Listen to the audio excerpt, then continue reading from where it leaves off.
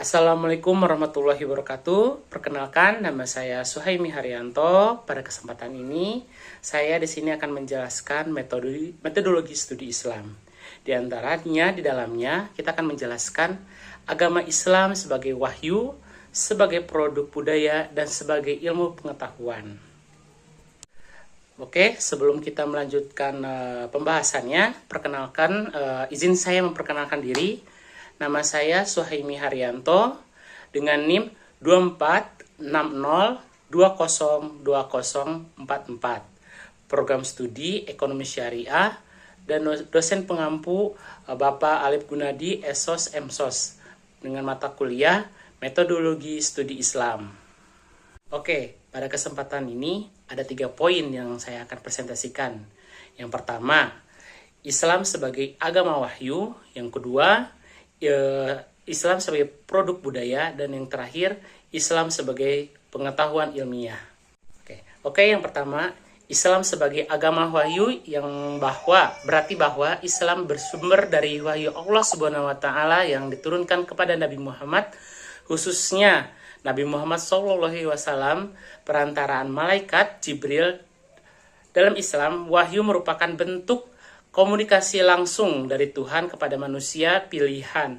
Contohnya Nabi Muhammad dan Rasul yang berisi petunjuk, hukum, dan ajaran untuk mengatur kehidupan manusia di dunia dan di akhirat.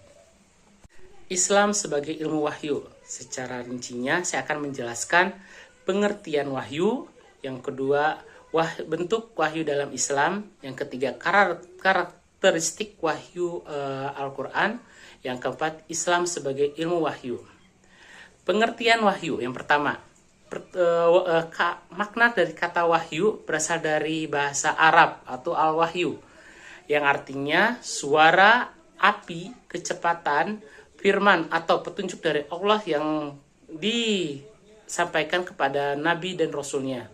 Yang kedua, bentuk wahyu dalam Islam, yang diantaranya sebagai contoh ada Al-Quran sebagai firman Allah yang diturunkan kepada Nabi Muhammad SAW melalui malaikat Jibril. Yang kedua, yang sebagai contoh keduanya ada sunnah hadis Nabi sebagai sesuatu yang disandarkan kepada Nabi Muhammad SAW, perkataan, perbuatan, dan persetujuan. Yang ketiga, karakteristik wahyu Al-Quran, yang diantaranya diturunkan secara bertahap selama 23 tahun, bersifat universal untuk seluruh umat manusia dan sepanjang zaman, murni dari Allah, tidak tercampur dengan akal manusia.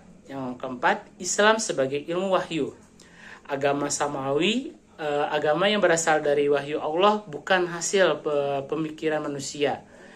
Terus, berbeda dengan agama budaya yang bersumber dari hasil renungan manusia. Sebagai contoh, kayak Sunda Wiwitan, terus Kejawen, itu sebagai contoh dari agama budaya. Oke, kita akan melanjutkan yang kedua, Islam sebagai produk budaya. Islam sebagai produk budaya adalah pendekatan kajian yang melihat bagaimana ajaran Islam dipahami, dipraktikkan, dan diekspresikan secara berbeda-beda tergantung pada konteks sosial dan budaya masyarakat tempat Islam itu berkembang. Islam sebagai produk budaya, yang diantaranya Islam sebagai agama wahyu dan Islam sebagai produk budaya. Islam sebagai agama wahyu adalah Islam yang bersumber dari Al-Quran dan Sunnah yang bersifat universal dan transenden. Islam sebagai produk budaya merajuk pada bagaimana nilai, ajaran, dan praktik Islam diinterpretasikan dan dijalankan oleh umat manusia dan konteks budaya tertentu. Yang kedua, memanifestasikan Islam dalam budaya. Di berbagai negara, ajaran Islam diwarnai oleh tradisi lokal. Misalnya, Islam di Indonesia dikenal dengan pendekatan kultural yang moderat dan inklusif, seperti adanya tradisi tahlilan, yasinan, perayaan maulid yang tak ditemukan dalam bentuk serupa di Arab Saudi. Yang kedua, Islam di Afrika bisa bercampur dengan musik dan tari dalam praktik keagamaan tertentu. yang terus artikulator masjid, pakaian muslim hingga musik religius, menunjukkan perbedaan antara satu budaya dengan budaya lain meski sama-sama berlandasan Islam. Yang ketiga, Islam dan akulturasi budaya. Islam dan akulturasi budaya. Islam tidak hadir dalam ruang kosong, melainkan berinteraksi dengan budaya lokal. Selama tidak bertentangan dengan prinsip dasar Islam, banyak unsur budaya yang diakomodasi dan praktik keagamaan. Yang terakhir, konsep Islam Nusantara.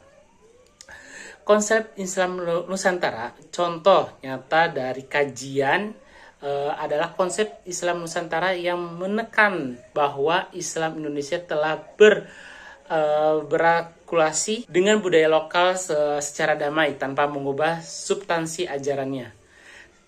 Sekarang Islam sebagai pengetahuan ilmiah. Islam juga bisa dikaji sebagai sesuatu pengetahuan ilmiah dalam metodologi studi Islam. Terdapat pendekatan filsafat sosial, humaniora, dan sains.